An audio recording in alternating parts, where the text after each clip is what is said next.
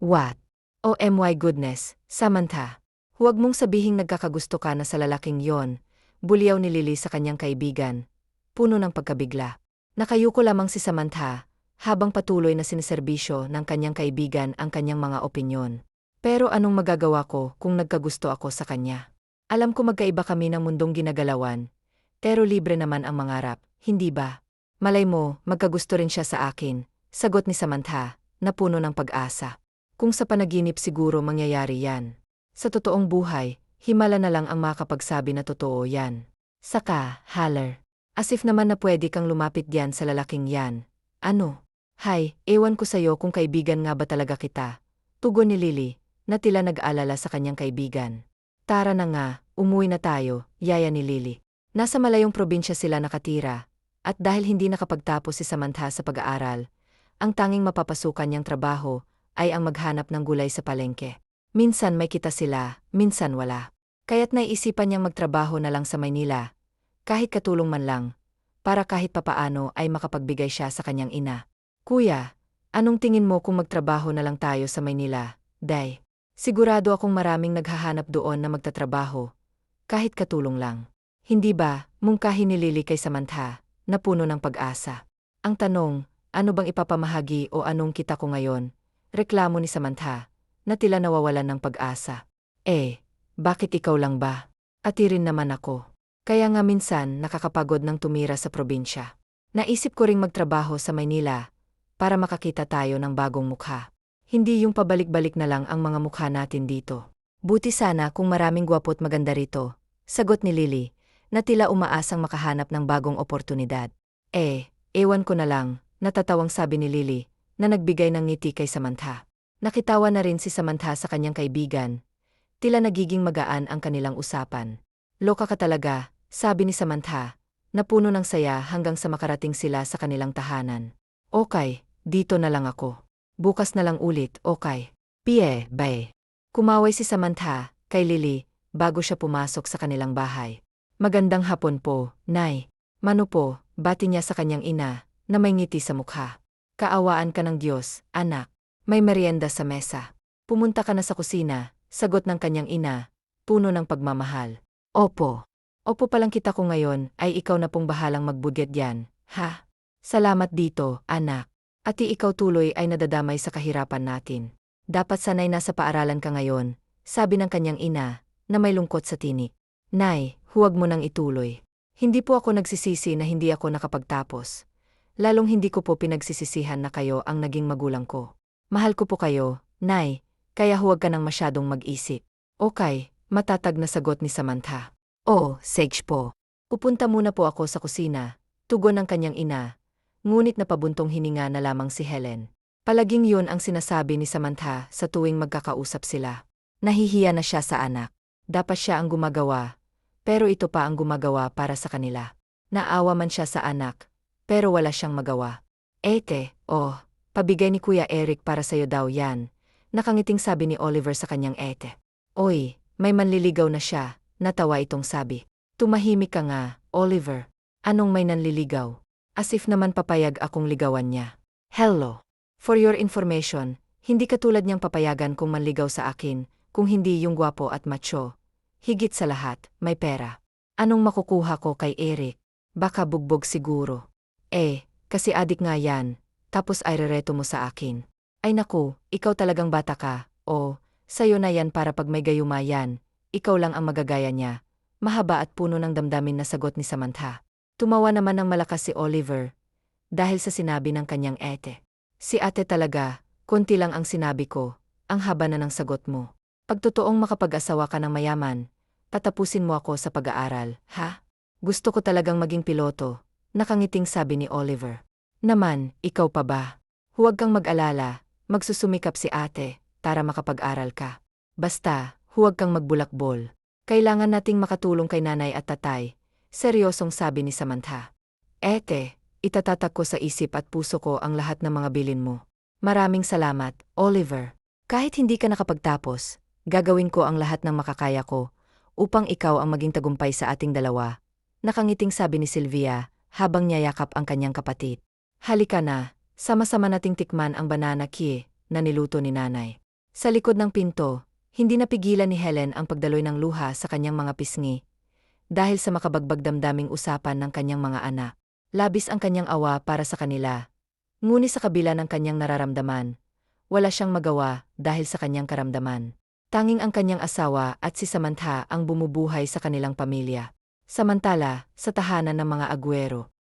Ano ang kailangan mo? Malamig na tanong ni Victor sa matandang kausap. Narito ako upang sabihin sa iyo na kailangan mo ng magpakasal kung nais mong manatili sa iyong kasalukuyang posisyon. Diretsahang sagot ng matanda. Napasandal si Victor sa sofa, matapos marinig ang sinabi ng kanyang lolo. At kung ayaw kong magpakasal, malamig na sagot ni Victor. Ibibigay ko ang iyong posisyon sa iyong pinsan, sagot ng matanda ng walang pag-aalinlangan. At sa tingin mo, madadala mo ako sa mga sinasabi mo. Kilala kita, lolo. Alam kong mahalaga sa iyo ang kumpanya, at alam kong hindi mo ito basta-basta maipagkakatiwala sa sinuman. Hindi basta-basta ang pinsan mo. Victor, siya ang iyong buong pinsan, kaya hindi siya ibang tao. Talaga? Ha? Sige, ibigay mo sa kanya ang kumpanya na matagal mong iningatan. Alam nating pareho ang background ni Monric sa pamamahala ng kumpanya, at alam kong hindi mo iyon nagustuhan. Kaya kung gusto mo akong ipitin, maghanap ka ng ibang paraan. Tumayo si Victor habang ang kanyang lolo ay napabuntong hininga na lamang. Hindi alam ni Don George kung paano niya makokontrol ang kanyang apo. Hindi rin niya ito masumbatan sa ipinapakitang ugali, dahil siya mismo ang nagturo sa apo kung paano maging matatag. Sana dumating ang araw na bago ako mawala sa mundong ito, makita kong may isang babaeng kayang paibigin at paamuhin ka. Mahinang sambit na matanda bago siya tumayo at umalis. Nakatitig si Victor sa papalayong sasakyan ng kanyang lolo. Alam niyang hindi siya titigilan na matanda, hanggat hindi nito nakakamit ang nais niya. Maraming babae ang nahuhumaling kay Victor. Hindi lamang siya mayaman, kundi ubod din ng gwapo, na siyang dahilan kung bakit halos lahat ng babae ay nahuhumaling sa kanya. Arogante at masungi si Victor bilang CEO, kaya't lahat ng kanyang mga empleyado ay natatakot sa kanya. Ganon siya kinatatakutan ng lahat. Habang abala si Victor sa kanyang trabaho, nagdaan ang mga araw. Sir, narito na po lahat ng pinapagawa niyo, sabi ng sekretarya habang nilapag ang mga ula. Tiningnan ito ni Victor. Kumpleto ba ito? Po, sir, sagot ng sekretarya. Sige, makakalabas ka na. Agad na tumalikod ang sekretarya, at pagkalabas niya, sinuri ni Victor ang lahat ng ulat na ipinakuha niya. Anong balita? Pumayag na ba si Helen? Tanong ni Lily kay Samantha. Hindi ko pa nasabi, pero alam kong papayag si nanay, para may maibigay akong malaking tulong sa kanya. Sige, isama mo na ako diyan. Mabuti pang umalis tayo ng maaga. May pinsan si mama sa Maynila na doon nakatira. Doon na lang tayo habang naghahanap ng trabaho, mungkahi ni Lily. Talaga? Mabait ba ang kapatid ng nanay mo? Baka pagdating natin doon, palalayasin tayo, nag-aalangan na tanong ni Samantha. Ano ka ba? Mabait yung tiya kong yon. Mana kay mamang ugali nun. Payag ka na para makapagpaalam na ako kay mama. Sige, magpapaalam na rin ako kay nanay, nakangiting sagot ni Samantha. Walang pagtutol si Helen sa desisyon ni Samantha, basta't mag-ingat lang ito pagdating sa Maynila. Agad na umalis ang magkaibigan upang maghanap ng trabaho, at maswerte sila dahil mabait ang tiyahin ni Lily, kaya't nakahinga na maluwag si Samantha. Anong trabaho ang gusto ninyong pasukan?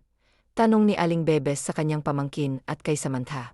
Kahit ano po, Aling Bebe, basta't marangal. Kahit tagahugas o katulong, okay lang po sa amin, sagot ni Samantha. Naku, tamang-tama at kailangan ni Don George ng katulong ngayon. Pwede kayong dalawa doon, dahil dalawa ang kailangan niya. Don George. Sino po yun, tiya? Tanong ni Lily. Siya yung dati kong amo. Nagkita kami kanina, at sinabi niyang naghahanap siya ng dalawang babaeng katulong, dahil umuwi na ang kanyang katulong. Mabait po ba yung Don na yon, Aling Bebe? Baka katulad ng iba, minamanyak nila ang katulong nila. Meron pong ganun, hindi ba? Tanong ni Samantha na may pag-aalinlangan. Naku, huwag kayong mag-alala, mga iha. Mabait si Don George. Kaya nga ako nagtagal doon. Umalis lang ako noong pinahinto na ako ng pinsan ni Lily. Dahil nakapasok na siya sa magandang trabaho, na may malaking sahod. Ngayon, dito na lang ako sa bahay. Oh, ano? Payag na ba kayo para madala ko kayo bukas? Sage po, Aling Baby. Ready naman po kami palagi. Mabuti na rin po yan at magkasama kami ni Lily. Huwag kayong mag-alala, malaki kong magbigay ng sahod si Don George. kaya talagang jackpot na sa inyo kung makapasok kayo bilang katulong. Parehong tumango ang magkaibigan at nagpasalamat kay Aling Bebe, puno ng pag-asa sa kanilang bagong simula. Kinabukasan, matapos kumain, kaagad na nagbihis ang magkaibigan. Tapos na silang magligpit ng kanilang gamit, kaya't nagbihis na lang sila. Sakay ng isang taxi, binaybay nila ang daan patungo sa kanilang bagong trabaho. Tahimik si Samantha, habang abala si Lily sa pagtatanong sa kanyang tiyahin. Napahinto si Lily sa pagsasalita nang huminto ang taxi sa tapat ng isang malaking gate. Nandito na tayo. Oh, sige na, baba na kayo, sabi ni Aling Bebe. Nagsibaba ang dalawa mula sa taxi, dala ang kanilang mga gamit, habang si Aling Bebe ang nagdoorbell at hinihintay nilang may magbukas. Chang, ang yaman naman pala ng amo mo dati. Ano? Ang laki ng gete, manghang sabi ni Lily. Sobrang yaman, Lily. May-ari sila ng isang malaking kumpanya, hindi lang dito sa Pilipinas kundi sa buong Asya, sagot ni Samantha. Kaya pala, sang-ayon ni Lily. Bumukas ang gate, at agad na pumasok si Aling Bebe. Sinundan naman sila ni Lily at Samantha. Halos malula si Samantha sa ganda ng bahay na kanilang pinasukan. Mula sa mamahaling mga vase, sa mga magagarang paintings, at sa sari-saring mamahaling gamit sa loob, nakakalulang tingnan. Grabe, sobrang ganda, sambit ni Lily habang tahimik na nakatingin si Samantha sa paligid. Pagdating nila sa sala, nakaupo ang isang lalaking sa tingin ni Samantha ay nasa 70s na. Magandang umaga ho, Don George, bati ni Aling Bebe nang nakalapit siya rito.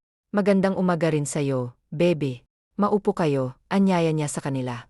So, sila na ba ang sinasabi mong papasok bilang katulong? Tanong niya. Opo, Don. Itong isa po ay pamangkin kong si Lily. Siya naman po ay ang kaibigan niyang si Samantha. Magkasama po sila galing probinsya. Paliwanag ni Aling Bebe. Ilang taon na kayo, mga iha? Tanong ng Don sa dalawa. 20 na po kami, Don, sagot ni Samantha. Ang babata niyo pa pala. May boyfriend na ba kayo? Tanong niya muli. Naku, Don, wala pa po kaming planong mag-boyfriend. Kailangan pa po kasi naming tumulong sa mga magulang namin para makapag-aral ang mga kapatid namin sa probinsya. Sagot ni Lily ng may determinasyon. Mabuti naman kung ganun. Ihatid mo muna sila sa magiging kwarto nila, Bebe, tapos bumalik ka dito at may bibigay ako sa'yo, sabi ni Don George. Sige po, Don. Halika na kayong dalawa, ihahatid ko kayo sa mga kwarto nyo. Agad na nagpaalam ang dalawa sa Don bago sumunod kay Aling Bebe. Okay lang ba kayo na magkahiwalay ng kwartong dalawa? Tanong ni Bebe sa mga dalaga. Okay lang po kami, Chang, sagot nila. Salamat pala, Chang. Parang mabait naman po si Don George, sabi ni Lily. Hindi lang basta mabait yan, sobrang bait niya, tugon ni Aling Bebe. Kaya magpapakabait kayo rito, ha? Opo, sabay na sagot ng dalawa, habang iniwan na sila ni Aling Bebe at bumalik kung saan naghihintay si Don George. Sigurado ka bang mabait yung kasama ng pamangkin mo, Bebe? Seryosong tanong ng Don. Nakasisiguro po ako, Don. Palaban din yan, at siya na lang ang inaasahan ng ina niya para makapag-aral ang kapatid niya.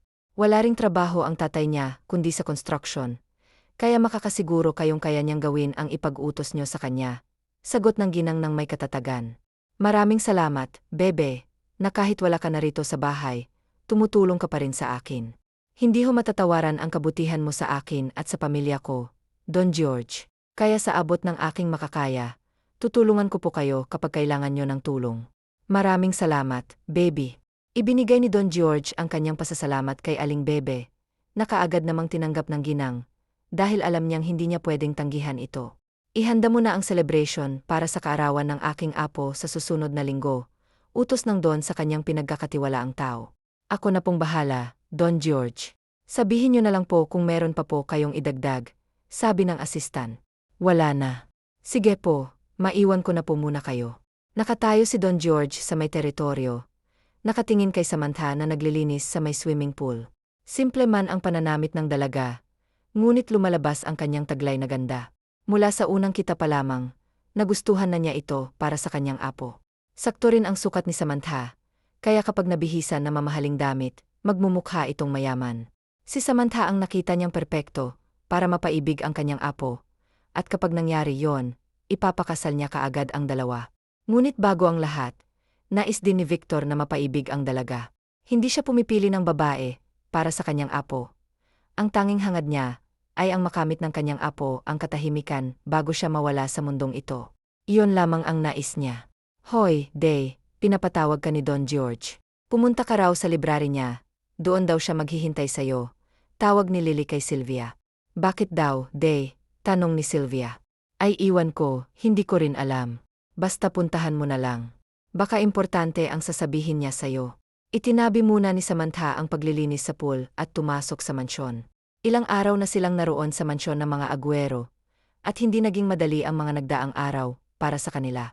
Palagi silang pinag-initan ng kanilang mga kasama, at hindi nila alam kung ano ang dahilan. Pagdating sa library, kumatok siya bago pumasok. Magandang araw po, Don. Pinapatawag niyo raw po ako, magalang na tanong niya sa matanda. Maupo ka, iha, dahil may pag-usapan tayo, anyaya ng Don. Agad na umupo si Sylvia sa harap niya at nagtanong muli. Ano po ba ang pag-usapan natin, Don? Nalaman kong ikaw na ang nagpapaaral sa kapatid mo at tumutulong sa magulang mo, at humanga ako sa'yo. Bihira na lang ang mga anak ngayon na inuuna ang kanilang pamilya kaysa sa kanilang mga luho. Kaya may i-offer ako sa iyong trabaho. Sana'y pumayag ka. Malaki ang ibabayad ko sa'yo, at dadagdagan ko pa yan kapag nagawa mo ang mga ipapagawa ko. Seryosong sabi ng matanda. Lihim na kinakabahan si Samantha sa kung ano ang ipapagawa nito sa kanya. Ngunit hindi niya pinahalata. Ano po bang ibig niyong sabihin, Don? Ano po bang ipapagawa niyo sa akin? Tanong ni Samantha na may kaunting pangamba. Gusto kong paibigin mo ang apo ko. Diretsong sagot ng matanda. Namilog ang mata ni Samantha, hindi makapaniwala sa narinig. Po. Don, ang hirap naman po niyan. Hindi makapaniwalang sabi ni Sylvia. Alam ko. Pero alam kong magagawa mo ang nais ko. Bibigyan kita ng 1,000,000 kapalit lamang ng pagpayag mo, desididong sabi ng matanda. Mas lalo pang namilog ang mata ni Samantha sa narinig. Don, mahirap po talagang pinapagawa nyo. Hindi ko po matatanggap ang alok nyo. Pasensya na po, magalang na sagot ng dalaga. Okay, bibigyan kita ng panahon para makapag-isip-isip. Isipin mo ang alok ko, Samantha. Malaking tulong na sa magulang mo ang matatanggap mo mula sa akin kapag pumayag ka. Salamat po, Don. Pag-iisipan ko po muna ang inaalok nyo. Sige po, maiwan ko na po muna kayo. Tumalikod si Samantha para umalis. Ngunit bago pa man niya binuksan ang pinto, nagsalita ulit ang matanda. Wala sanang makakaalam sa gusto kong ipagawa sa'yo. Iha, mahinahon na sabi ng Don. Makakaasa po kayo, Don, tugon ni Samantha.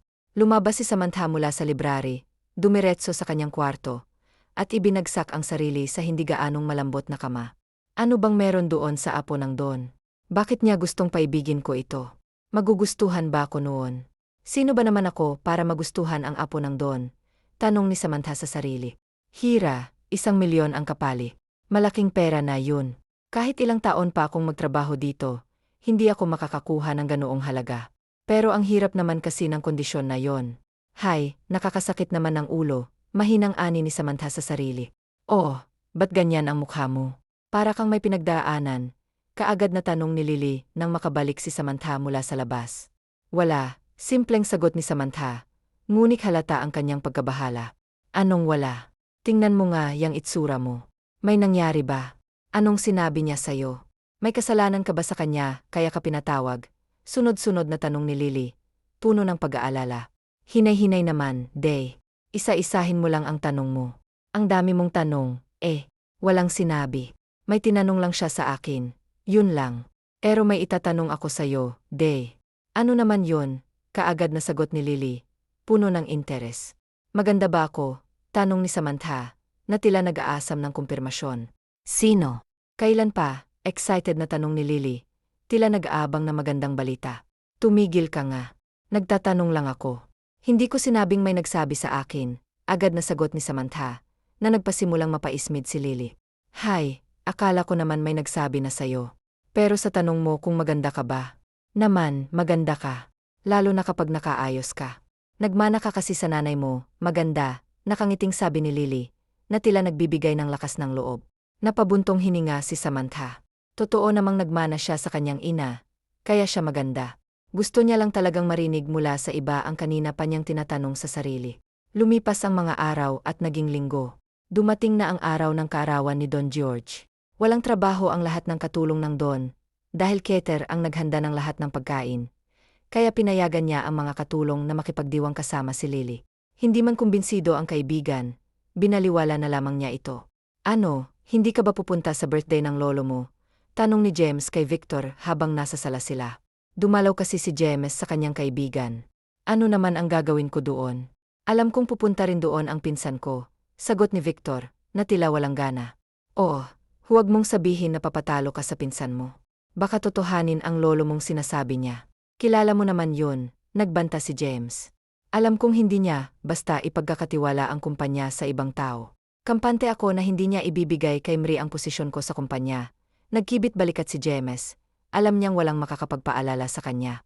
Tumahimik ka nga, baka marinig tayo. Nakakahiya, saway ni Samantha kay Lily, na tila nag-aalala sa paligid. Kaagad na tumahimik si Lily, ngunit kumakaway siya sa lalaking nakangiti sa kanya. Naiiling na nakatingin si Samantha kay Lily. Inilibot niya ang paningin sa loob ng venue. Ang ganda ng dekorasyon. Talagang mapapahanga ka sa mga nakikita mo. Nagumpisa na ang party, pero hindi pa rin dumarating si Victor sa naturang party. Habang nakikipag-usap si Lily doon sa lalaking nakangiti sa kanya, si Samantha naman ay naisipan na lang na lumabas muna. Hindi naman kasi siya sanay sa ganung klaseng party. At hindi rin niya alam kung bakit pa siya pumayag na magsuot ng damit na ibinigay ng Don sa kanya, gayong hindi pa naman siya pumapayag.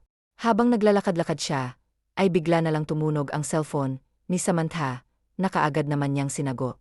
Nay, napatawag ho kayo, nagtatakang tanong niya sa ina. Anak, pasensya na kung naistorbo kita, ha? Si tatay mo kasi, nasa ospital. Dinala namin kanina, dahil nahulog doon sa ginagawa nilang building po. Bakit po? Kamusta na po si tatay? Okay na po ba siya? Tarantang sabi ni Samantha. Anak, kailangang maoperahan kaagad ang tatay mo, pero kailangan ko na malaking halaga para mapaoperahan siya. Ano ba naman to, anak? Umiyak na sabi ng kanyang ina. Magkano ho bang kailangan na pera, Nay? 100,000 ang hinihingi ng doktor, Ana. At pag hindi na operahan kaagad ang tatay mo ay maaari siyang mawala sa atin, sagot ng kanyang ina. Napayak din si Samantha sa kabilang linya. Nay, ang laki naman pong halaga yan. Saan ho ba tayo kukuha ng pera para pang paopera kay tatay? Anong gagawin natin? Umiiyak na sabi ni Samantha. Hindi ko rin alam, Ana. Hindi ko alam kung saan tayo kukuha ng ganoon kalaking pera. Kahit ibenta ko pang lupa natin sa probinsya namin, hindi ito aabot ng 100,000. Napasandal na lang si Samantha sa peder, matapos makausap ang kanyang ina. Hindi siya mapakali lalo pat nasa kritikal ang buhay ng kanyang tatay. Habang sa loob ng party ay dumating si Victor kasama ang kaibigan niyang si James. Opo, I'm glad to see you here. Akala ko hindi ka na darating. Hello, James. Mabuti naman at sinamahan mo itong kaibigan mo rito, nakangiting ani ng matanda. Wala rin naman po akong trabaho ngayon, sir, kaya sumama na lang ako sa kanya. Happy birthday nga po pala, nakangiting bati ni James sa matanda. Thank you, iho. Oh, sige na, maupo na kayo. Kaagad na umupo ang magkaibigan habang ang matanda ay inililibot niya ang mata para hanapin si Samantha, pero hindi niya ito makita. Hoy, saan ka galing? Tanong kaagad ni Lily nang makabalik sa loob si Samantha. Day, kailangan ko ng malaking halaga. Nasa ospital si tatay, kailangan siyang maoperahan kaagad. Umiiyak na sabi ni Samantha sa kaibigan niya. Ano? Bakit? Anong nangyari? Kinakabahan ding tanong ni Lily. Nahulog daw sa construction na pinagtatrabahuhan niya. Oh my goodness. Ano, kamusta na siya? Malala ba kalagayan niya? Day, kailangan ko ng malaking halaga para sa operasyon niya. Saan ka naman kukuha ng malaking halaga? Wala pa nga tayong 1 buwan dito sa trabaho natin. Lalo pang napaiyak si Samantha sa narinig mula sa kaibigan. Pero nang maalala ang alok ng Don, ay biglang napaisip si Samantha. Sandali lang, Day. Babalikan kita. May kakausapin lang ako. Mabilis na umalis si Samantha sa party. Pero sa pagmamadali niya, ay nasagi niya ang isang tao, na hindi niya napansin sa pagmamadali niya, kaya nabitawan nito ang hawak niyang baso. Sir, sorry po. Hindi ko po sinasadya. Asensya na po kayo at nagmamadali lang po kasi ako. Asensya na po ulit. Paulit-ulit na humingi ng pasensya si Samantha sa lalaki. Nang hindi nagsalita ang lalaki, ay lihim na kinabahan si Samantha. Nag-angat siya ng tingin para makita ang lalaki. Pero parang mali yata ang ginawa niyang yon, dahil nakatingin din pala sa kanya ang lalaking nasagi niya. Mula sa kinaroroonan ng Don, ay kita niya ang pagkakabangga ni Samantha sa apo niya. Alam niyang hindi yun sinasadya ng dalaga, at ang nagustuhan niya ay ang reaksyon ng apo niya nang masilayan ang mukha ng dalaga. Nakatitig lang kasi si Victor kay Samantha habang nagsasalita ito. Sir, pasensya na po talaga hindi. Miss, okay lang. Sige na, umalis ka na. Alam naman namin na hindi mo yun sinasadya. Nakahinga na maluwag si Samantha nang magsalita ang kasama ng lalaking nabangga niya. Salamat po, sir. Umalis na si Samantha sa harap nila James at Victor, pero ang mata ni Victor ay nakasunod sa papalayong dalaga. Who is she? Saka palang nakapagsalita si Victor. Bakit hindi mo siya tinanong kanina? Ngayon ka pa magtatanong, wala na yung tao, nakangiting sabi ni James. Idiot, mahina nitong sabi na nagpatawa lang kay James. Bra. Parang interesado ka yata sa babaeng yun. Ah, maganda siya, ba? Aminin mo, nagagandahan ka rin sa kanya. Tukso ni James sa kaibigan niya. May sinabi ba ako na maganda siya? Nagtanong lang ako.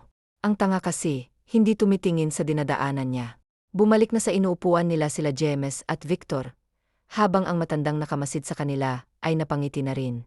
Matapos makapagbihis ay bumalik si Samantha sa kinaroroonan ng party, at tumulong doon sa mga kasama niyang nagsibihis na rin. Balak din kasi niyang kausapin ang Don, para tanggapin ang alok nito. Wala siyang unang hinanap kung hindi ang Don. Buti na lang at umalis na ang kausap nito. Excuse me po, Don. Pwede po ba kitang makausap saglit? Magalang na tanong ni Samantha sa Don. Naman, iha. Ano ba yon? Dinala ng Don si Samantha sa mesa niya at doon ito kinausap. Tinatanggap ko na pong alok niyong trabaho sa akin. Mahinang ani ni Samantha at nahihiya pa siya sa amo niya. Oh, really? Ano naman ang dahilan at biglang nagbago ang isip mo? Tanong din ng Don. Nasa ospital po kasi ang tatay at kailangan niyang maoperahan kaagad. Pero wala kaming pera na pampaopera sa kanya. Okay, sabihin mo lang sa akin kung saang ospital ang tatay mo at ako nang bahala sa kanya. Nakangiting ani ng Don. Hindi naman nagdalawang isip si Samantha na sabihin kay Don George kung nasaan ngayon ang ama niya. Sa tingin ko kakilala ng lolo mo, yung babaeng nakabangga sa'yo kanina. Kasi tingnan mo, nakangiti pang Don habang kausap niya yung babae. Sayang at hindi natin nakuhang namin niya, si Victor.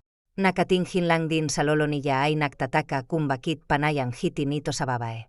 Alam ni Jan balang ibig sabihin ng hiti na, John pero bakit parang naiinis siya? What the heck? Mura ni Victor sa isip niya. Aminado siyang magandang babae, at unang pagkakataon na pumuri siya ng babae. Wala naman kasi sa bokabularyo niya na tumingin sa mga babae. Pero iba ang babaeng kaharap niya kanina. Parang inosente pa ito pagdating sa lalaki, at yun ang alamin niya. Nakita mo na siya, iha, dahil siya yung laking nakabanggaan mo kanina, nakangiting sabi ng matanda. Kaagad na nanlaki ang mga mata ni Samantha, dahil sa narinig. Siya ang sinasabi ko sa'yo na paibigin mo, at para makasigurado ako na magtatagumpay tayo, ipapasok kita bilang personal assistant niya sa kumpanya. Hindi na pumalagpas si Samantha sa gusto ng matanda, dahil may kapalit naman ang pagpayag niya sa trabaho na yon. Lumipas ang mga araw mula nang magkita si Sylvia, at Victor ay pinalipas muna ni Don George ang linggo bago niya ipinasok sa kumpanya si Samantha. Napaopera na ni Samantha ang tatay niya, at ang malaking halaga na natira ay ibinigay niya sa kanyang ina para makapagbatayo ito ng maliit na negosyo sa probinsya nila. Nagtataka man ang ina kung saan siya nakakuha ng pera, ay hindi na lang ito nangungulit pa dahil sinigurado naman niya sa ina na wala siyang ginagawang masama. Kasabay ng pagbalik ni Sylvia sa mansyon ng mga Aguero, ang pagpasok din niya sa kumpanya, kung saan ay si Victor ang What? Who told you na kailangan ko ng assistant? I never hired you, galit na sabi ni Victor kay Samantha. I'm so sorry po, sir. Pero wala na po kayong magagawa dahil hindi naman po kayo nagbibigay ng sahod sa akin kung hindi si Don George po. Inilapag ni Samantha sa ibang mesa ang dala niyang bag, at tinalikuran ang lalaki sa lamesa nito. Galit ang namutawi sa katauhan ni Victor, na pangunahan na naman siya ng kanyang lolo, at yun ang hindi niya nagustuhan. Tahimik lang si Samantha, habang may ginagawa at nang matapos siya, ay lumapit siya kay Victor na hindi pa rin maipinta ang mukha. Gusto niyo po ng kape, sir? Ipagtitimpla ko po kayo ng kape, mahinahon na tanong ni Samantha. Kaagad natigilan si Victor sa boses ng assistant daw niya. Parang narinig na niya ito, pero hindi niya matandaan kung saan. I don't need you here so stop acting like a real personal assistant. Seryosong sabi ni Victor sa babae. Kaagad na nilamig si Samantha sa boses ni Victor. Hindi niya kasi alam na ganun palakalamig makitungo ang lalaki sa mga taong nasa paligid niya. Naisipan na niyang sumuko, pero sa tuwing maalala niya ang kalagayan ng tatay niya ngayon, ay nagkakaroon siya ng lakas ng loob, para paamuhin, at para mapaibig niya ang aroganteng si. Masarap po akong magtimpla ng kape, sir.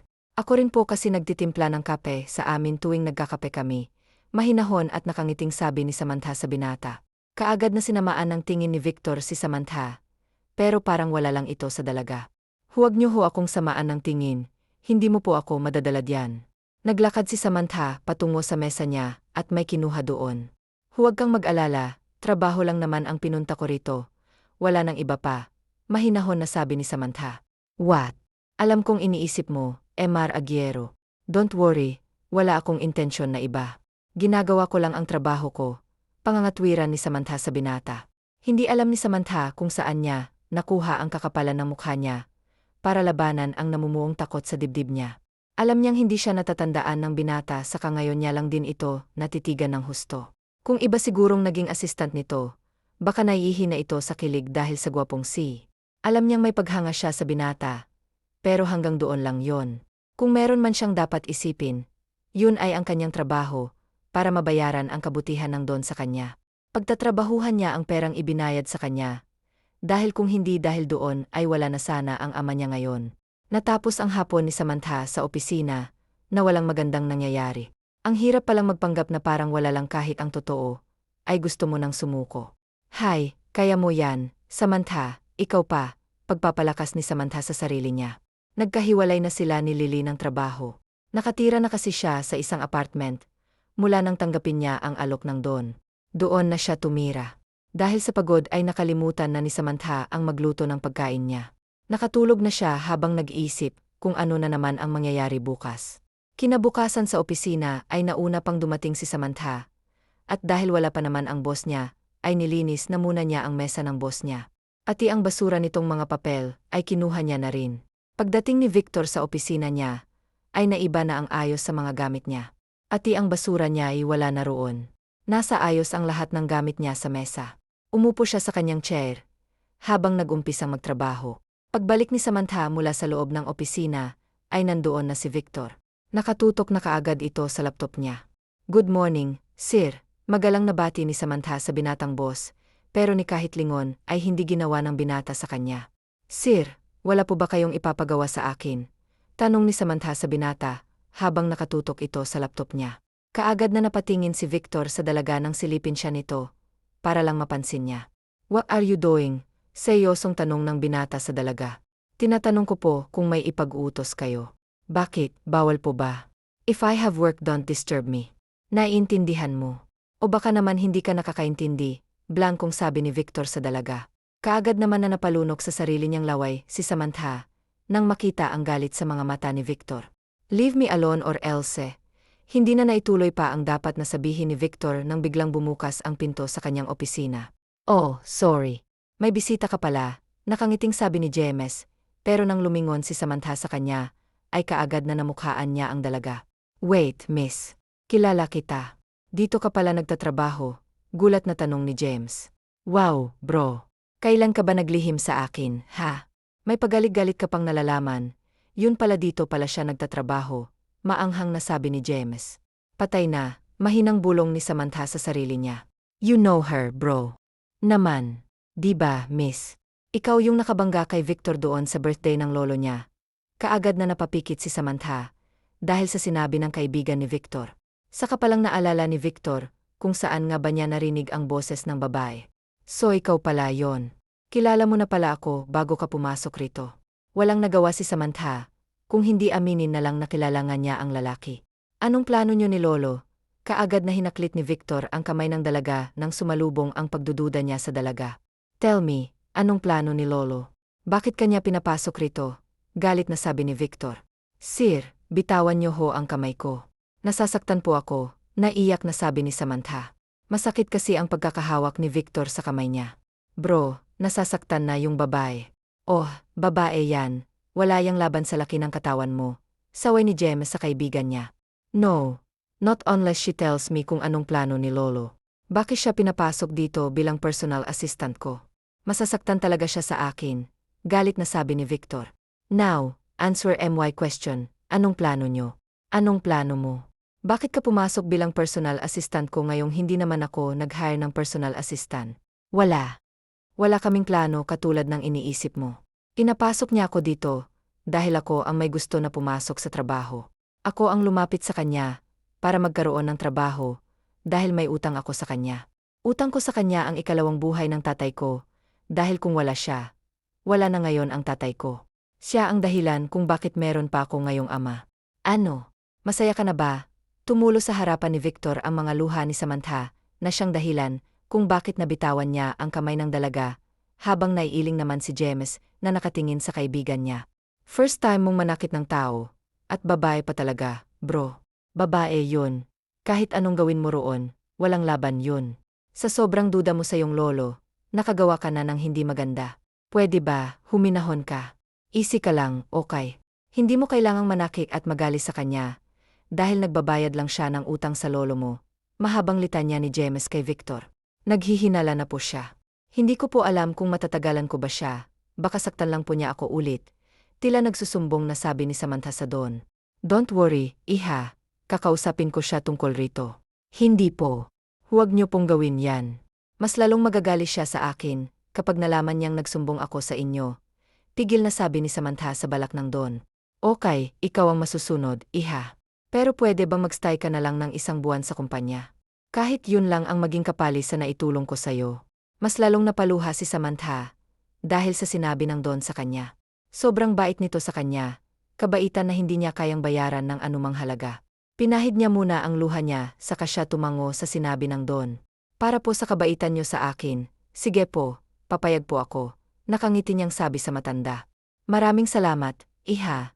Sobrang bait mo kaya ako humahanga sa'yo dahil lahat ay gagawin mo para sa pamilya mo. Salamat po, Don, hindi na po ako magtatagal. Aalis na po ako. Sige, iha, mag-iingat ka. Tumango lang si Samantha at lumabas na sa opisina ng Don. Pumasok uli sa opisina kinabukasan si Samantha para gampanan ang trabaho niya. Tulad ng dati ay wala pa si Victor. 9 oras na nang dumating si Victor sa opisina niya. Nag-alangan pa siya kung ibibigay pa niya ang hawak niyang bulaklak kay Samantha. Kaagad na napatingin siya sa upuan ng dalaga kung saan ito palaging nakaupo. Gusto niyang humingi ng sorry dito dahil sa nagawa niyang pananakit rito. Naalala pa niya ang pagtulo ng luha nito kagabi. Hindi niya alam kung bakit bigla siyang naawa rito nang makita niya itong nasasaktan. Pagbalik ni Samantha sa inuupuan niya, ay may bulaklak na sa kanyang mesa. Kaagad na napatingin siya kay Victor na nasa kabilang mesa. Nakatutok lang ito sa binabasa niya at hindi siya binigyan ng pansin. Nang kunin niya ang nakapalaman note ay nagulat si Samantha sa nabasa niya. Sorry, yun lang ang nakalagay sa note.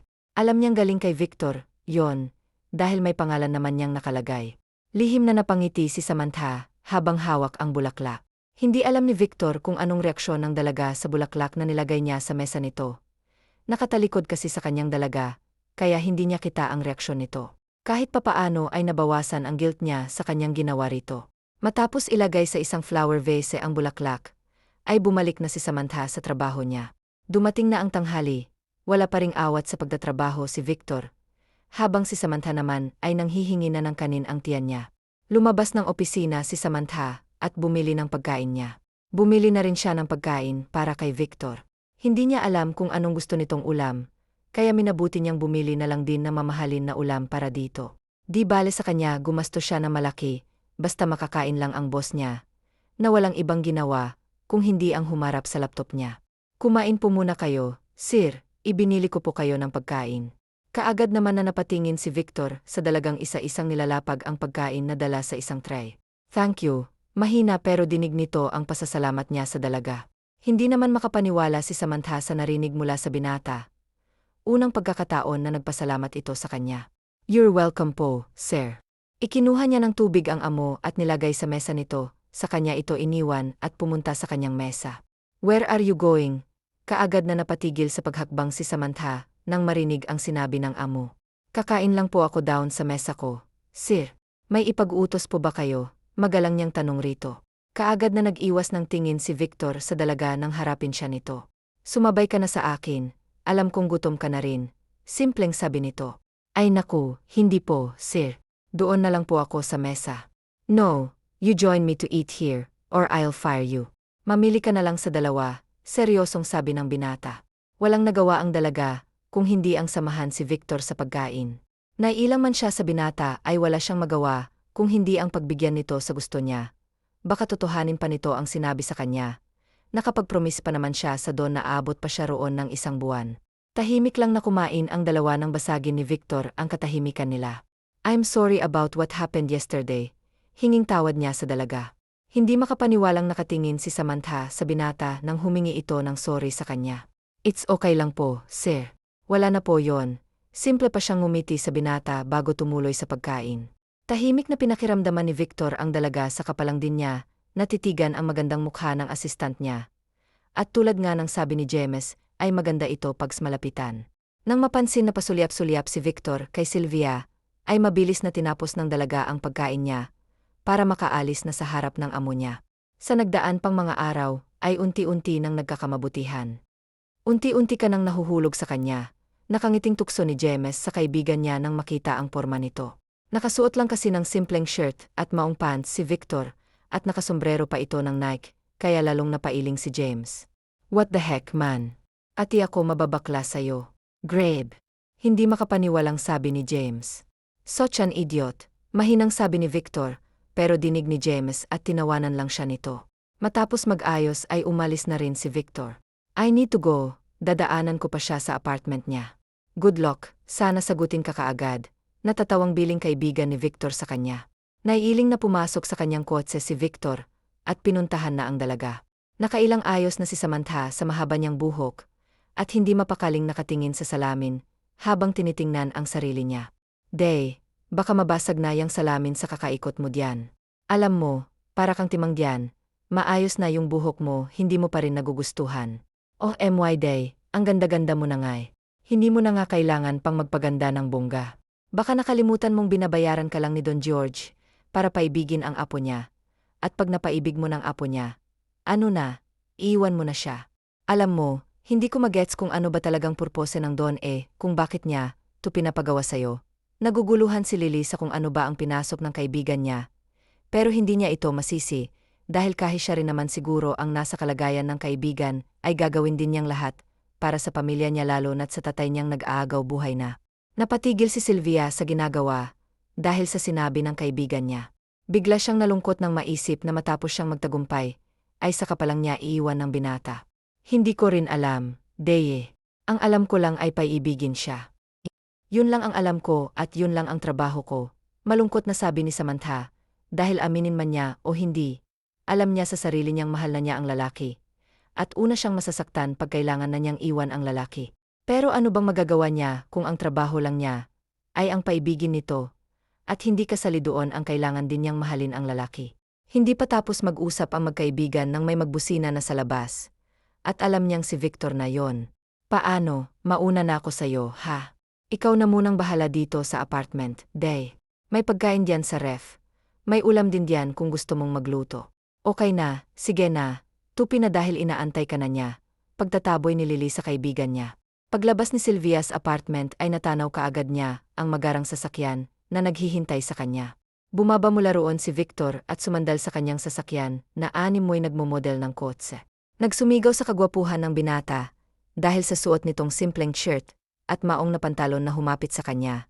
Nakasuot din siya ng Nike na sombrero habang may shedes pa itong suot.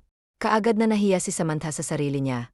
Pakiramdam niya hindi niya deserve na makasama sa isang dete ang katulad ni Victor na sobrang yaman. Sabay nang sabi ng dalawa, kaya sabay na napangiti si Victor nang magkasabay silang bumati ni Samantha sa isa't isa. Let's go. Pinagbuksan ni Victor ng sasakyan si Samantha sa front seat. Siya lang kasi ang nag-drive dahil gusto niyang masolo ang dalaga. Nahihiya namang pumasok si Samantha sa sasakyan nang pagbuksan siya ni Victor ng pinto. Dinala ni Victor sa isang kondo si Samantha, kung saan ay pagmamay-ari niya ito. Kaninong kondo po ito, sir? Mahinang tanong ni Samantha habang nakatingin sa paligid. This is MY kondo, bagong bili ko lang ito noong nakaraang buwan lang, sagot niya sa dalaga. Hinila ni Victor si Samantha sa kamay. Ramdam niyang natigilan ng dalaga sa ginawa niya, pero hindi niya ito hinayaan pang makawala sa pagkakahawak niya. Umakyat sila sa taas kung saan sila nag-date. Pagpasok nila sa isang pinto ay sinalubong sila ng napakalamig na simoy ng hangin. Hindi napigilan ni Samantha na hindi mapawaw sa ganda ng view na makikita mula sa taas ng kondo. At lalo pa siyang napawaw nang mapansin ang arrangement sa buong rooftop. You like here? Maganda ba? Sinadya kong dito tayo magdedete para iwas sa disturbo at masolo kita ngayong gabi. Pag-amin ni Victor. Hindi naman mapigilan ni Samantha na hindi kiligin sa narinig mula sa lalaki. Ipinaghila siya ni Victor ng upuan para makaupo siya habang tanaw nila ang nag-ilaw ang mga building sa baba. I'm sorry kung hindi masyado maganda dito. Ito lang kasi ang lugar na naisip ko na magiging safe tayo, mahinahong sabi ni Victor sa dalaga. Gusto na lang matunaw ni Samantha dahil sa sobrang kaba na nararamdaman niya. Hindi niya alam kung bakit parang may nagtatakbuhang mga kabayo sa dibdib niya sa lakas ng kabog nito. Alam mo bang first time kong makipagdate ng babae? Sa dami ng trabaho ko sa opisina, hindi ko nabigyan ng pansin na kailangan ko rin pala ng babae sa buhay ko. At alam mo ba, ikaw lang ang unang babae na niyaya akong lumabas. Pag-amin ni Victor sa dalaga. Ikaw, may naging boyfriend ka na ba? Dahil kung handa kong agawin ka sa kanya mapasakin ka lang. Seryosong sabi nito na nagpanganga kay Samantha. Ano po, sir? Hindi makapaniwala ang sabi ni Samantha. I know you know what I mean. I'm in love with you. I didn't know kung kailan, kung paano nangyari, pero naramdaman ko na lang na mahal na kita. Pagtatapat ni Victor sa totoong nararamdaman niya para kay Samantha. Tumalon sa tuwa ang puso ni Samantha dahil sa saya na nararamdaman niya. Nakalimutan niya saglit ang trabaho niya na paibigin lang ang lalaki. Ang totoo niyan, mahal na rin kita kaya hindi ko na patatagalin pa. Sinasagot na kita, nakangiting sabi ni Samantha. Nakangiti habang yakap ni Victor. Natigilan man si Samantha sa ginawa nito, ay pinabayaan na lang niya ito, at yumakap na rin siya dito. Dama niya ang tibok ng puso ni Victor, at napapikit pa siya nang halikan siya nito sa noo at sa ulo niya. Thank you. Thank you at dumating ka sa buhay ko. Halos pabulong na lang nasabi ng binata, habang yakap pa rin siya nito. Mula ng gabing sinagot ni Samantha si Victor, ay walang araw na hindi magkasama ang dalawa. Kumakain sa labas, namamasyal sa park, at kumakain sa mga turo-turo ng mga pagkain, ay nasubukan na rin nila. Ano, masarap ba? Nakangiting tanong ni Samantha sa binata, habang sinusubuan niya ito ng niluto niyang adobo. Nanginuya ni Victor ang isinubo ni Samantha sabay iling niya. Hindi masarap, seryoso niyang sabi, kaya't agad na nawala ang ngiti sa labi ni Samantha. Hindi siya masarap dahil sobrang sarap ng niluto mo, nakangiti na niyang sabi sa nobya. Kaagad na napalingon si Samantha, dahil sa sinabi ng binata sa kanya. Talaga ba? Masarap. Sigurado ka? Paninigurado ni Samantha sa sinabi nito. Yup. Kailan pa ako nagsinungaling sa mahal ko? Nakangiting sabi ni Victor, habang nakayakap sa likod ng nobya na nagluluto ng hapunan nila. Masayang pinagsaluhan nila ang nilutong hapunan ni Samantha para sa kanilang dalawa. Halos hindi sila magkahiwalay kahit na kumakain, dahil palaging si Victor ang nasusunod. Ayaw niyang malayo ng upuan si Samantha sa kanya, kaya ang ending ay panay ang pasubo niya sa dalaga na animoy batang gustong pakainin siya ng kanyang ina. Matapos nilang kumain ay pareho silang nakaupo sa sofa habang nanonood ng movie. Love, pag nagkahiwalay tayo, anong gagawin mo? Mahina pero sakto lang na marinig ng binata. Don't say that. Hindi tayo maghihiwalay kaya huwag mong sabihin yan. Napabuntong hininga si Samantha habang nakayakap kay Victor sa upuan. Nagdaan pa ang mga araw hanggang sa isang araw. Thank you, ito na ang kabuuan ng bayad ko sa'yo. Ibinigay na matandang Don ang sobre kay Samantha, pero nag-aalangan si Samantha na tanggapin yon. Hindi ko na po matatanggap yan, Don. Tama na po yung ibinigay mo sa akin. Sobra-sobra na nga po yun. Tanggi ng dalaga kay Don George. No, iha, tanggapin mo na ito. Hindi ito bayad sa'yo. Pasasalamat ito na nagtagumpay ka para paibigin si Victor. What did you say? Na binayaran mo siya para paibigin ako. Galit na sabi ni Victor, kaya parehong natigilan si Don George at Sylvia sa biglang pagdating ni Victor. Love, mahinang bigkas ni Samantha. Answer my question. Binayaran ka lang ba ni Lolo para paibigin ako? Baka sa boses ni Victor ang panginginig at galit. Binayaran niya lang ako para paibigin ka, pero hindi ko yung ginawa dahil binayaran lang ako ng lolo mo. Ginawa ko yun dahil mahal kitang totoo. Mahal kita, Victor, umiyak na sabi ni Samantha. No, you didn't love me. Era lang ang minahal mo at hindi ako. Gold digger ka, galit na sabi ni Victor sa dalaga. Mabilis na lumapat sa mukha ni Victor ang kamay ni Samantha, at kaagad na naman humawak doon sa lakas ng sampal ng dalaga. Masama kaagad ang tingin na ipinukol ni Victor kay Samantha, pero bale wala lang ito sa dalaga. Wala kang karapatan na tawagin akong gold digger. Dahil kahit kailan hindi ako magiging gold digger. Kung may nakuha man akong pera sa lolo mo, inaghirapan ko yun. Kahit mahirap lang kami, hindi kami tinuruan ng magulang namin para manloko ng kapwa namin. At ano sa tingin mong ginawa mo, ha? Hindi ka ba nanloko? Ano bang tawag mo sa ginawa mo, ha? Hindi kita niloko. Kahit kailan hindi kita niloko, dahil totoong mahal kita. Mula pa noon hanggang ngayon, mahal na mahal kita kaya ako pumayag sa alok ng lolo mo. Hindi lang dahil kay tatay kung hindi dahil din sa'yo, umiiyak na sabi ni Samantha. Dahil noon pa kita mahal. Sa tuwing nakikita kita sa tea, ay masaya na ako. Pero ni minsan, hindi ko hinangad na mapalapit sa'yo, dahil kontento na ako sa tea lang kitang makikita. Nagkataon lang na dito ako na masukan sa mansyon ng lolo mo, para maging isang katulong, para may maipadala ako sa magulang ko. I'm sorry kung nasaktan man kita, pero totoong mahal kita. Walang halong pagpapanggap ang nararamdaman ko sa'yo. Pero siguro nga hanggang dito na lang tayo. Hindi talaga akong babaeng para sa'yo, dahil ulap ka at lupa lang ako. Malayo agwat nating dalawa sa katayuan sa buhay. Kung nasasaktan ka man, mas nasasaktan ako, dahil una palang mahal na kita. Pinahid ni Samantha ang luha niya sa kabinitbit ang dala niyang bag. What now? Masaya ka na sa pinagagawa mo, galit na sabi ni Victor. Umalis sa mansyon ng mga Aguero si Victor, at doon ito dumiretso sa kondo, kung nasaan nandoon ang masasayang alaala nila ni Sylvia. Bro, ano ba yung pinaggagawa mo? Balak mo ba talagang siraan ang sarili mo? Hindi lang siya babae sa mundo. Marami pang iba diyan. I love her so much. Mahal mo pero sinaktan mo. Akalain mo ba namang sabihan mo siya ng gold digger? Kahit ang lolo mo naman palang nag-utos. Kung talagang mahal mo siya, bakit hindi mo siya sundan sa kanila, kaya naman nagmumukmok ka diyan? Ba't di mo siya habulin? Mahal ka rin naman niya, hindi ba? I don't know kung totoo bang sinasabi niyang mahal niya ako. Subukan mo nga kasi. Di ba kung mahal mo, maraming paraan. Kung ayaw mo naman, marami ring dahilan. Kaya kung mahal mo siya, gagawin mong lahat makita mo lang siya. Payo ni James sa kaibigan niya. Halos buwan na ang nakalipas mula nang umalis si Samantha, ay palagi na lang lasing si Victor. Habang ang lolo naman niya ay nagawa na rin ito ang dapat pa niyang gawin. Sa probinsya nila Sylvia ay nakangiti siya, habang hawak ang wheelchair ng kanyang ama. Maraming salamat, Ana. Kung hindi dahil sa'yo, wala na ako ngayon dito. Tay, mahal kita kaya huwag mo nang isipin pa yon. Malambing na sabi ni Samantha sa ama. Oo, o ang merienda ninyong dalawa, sabi ng ina ni Samantha. Itinulak niya ang wheelchair, papunta sa may maliit na mesa sa kanilang bakuran, at kinuha ang nakahanda na merienda nila. Nasa kalagitnaan pa siya sa pagkain, nang may humintong sasakyan sa tapat nila. Kaninong sasakyan kaya iyan? Ang yaman siguro ng may-ari niyan, mahina ang ani ng kanyang ina. Hindi na niya pinansin pa ang naturang sasakyan, pero nang lumabas doon ang may-ari ng kotse, ay kaagad na nanlaki ang mata ni Samantha, at lalo pang nanlaki ang mata niya nang makita niyang lumabas din sa sasakyan si Don George at Lily. Day, kaagad na tawag ni Lily sa kaibigan niya. Lily, anong ginagawa nila rito? Mahinang tanong ni Sylvia sa kaibigan nang makalapit ito sa kanila. Kasi, Day, ang Don kasing may gustong samahan ko sila rito, kaya ito kami ngayon. Mahinang sabi ni Lily sa kaibigan. Nakatitig lang si Victor sa dalaga, habang kausap ang kaibigan nito.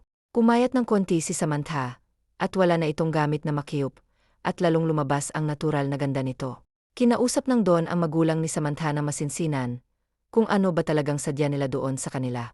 Hindi ho namin alam kung may boyfriend ang anak namin, dahil wala naman ho siyang nasasabi sa amin. Tanging siya lamang ang makakapagdesisyon, kung gusto na ba niyang magpakasal. Kung papayag siya, wala naman kaming magagawa kung hindi ang suportahan siya, sabi ng ama ni Samantha. Kung ganun ay wala na tayong problema sa inyo. Basta ho ay maipapangako lang po ng apo ninyo, na hindi niya sasaktan ang anak namin, ay wala po kaming tutol kung yan po ang ikaliligaya niya. Sabi rin ng ina ni Samantha. Mabilis na nagkasundo ang magulang ni Samantha, at ang lolo ni Victor, habang sila'y di pa rin nagkakaayos. Walang kasing sakit ang sinabi mo sa akin. Sa tingin mo ba kaya pa kitang patawarin sa pang-insulto mo sa pagkatao ko? Galit na sabi ni Sylvia. Makikinig ka ba sa sasabihin ko o hahalikan kita? Mamili ka, banta ni Victor sa dalaga. Aba, may ganyan ka pa ngayong bantaan, ha? Samantalang ikaw naman ang may kasalanan sa ating dalawa. Hindi na naituloy pa ni Samantha ang sasabihin niya nang hapitin siya sa biwang ni Victor at agad na siniil ng halik. Hindi nakagalaw si Sylvia sa ginawa ng binata, habang ang mga magulang nila ay napatawa na lang sa dalawa na nag-aaway. Naiiling na nakatingin si Don George sa apo niya dahil sa ginawa nito. Ay sus, may pinagmanahan ka talagang bata ka, mahinang sabi nito. I missed you. I really missed you, pabulong na sabi ni Victor habang yakap na ang nobya niya. Wala nang nagawa pa si Samantha kung hindi ang pakinggan ang sasabihin ng binata sa kanya. Thank you sa lahat ng ginawa mo lalo na sa pagsampal mo sa akin. Sobrang sakit nun kaya hindi ako papayag na wala yung kapalit. Nakangiting sabi ni Victor, habang napanganga naman si Samantha sa sinabi ng binata. First of all, sorry kung nakapagsalita man ako ng hindi maganda sayo. Sobrang pinagsisisihan ko yon kung bakit ko ba yun nasabi sayo. Siguro'y dahil lang sa sobrang galit ko, kaya ako nakapagbitaw noon sayo. Pangalawa, alam kong mahal mo ako, sadyang pinangunahan lang ako ng galit ko at pangatlo. Alam kong sobrang gwapo ko, kaya huwag mo akong titigan ng ganyan. Nakangiting sabi ni Victor, kaya kaagad na napakurap si Samantha habang nakangiti naman si Victor sa kanya. Ang yabang talaga, bulong ng dalaga na dinig naman ni Victor. Kaagad na niyakap niya ulit ang dalaga at pinatakan ng masuyong halik ang noo at ulo niya. Tunay na mahal ni Samantha at Victor ang isa't isa, kaya mabilis na napapayag niya ang dalaga na magpakasal na sila. Talaga bang hindi ka nagalit sa akin? Sinabi na sa akin ni Lolo ang lahat at naintindihan ko na kung bakit mo nagawa, yon kaya wala kang dapat na ipag-alala.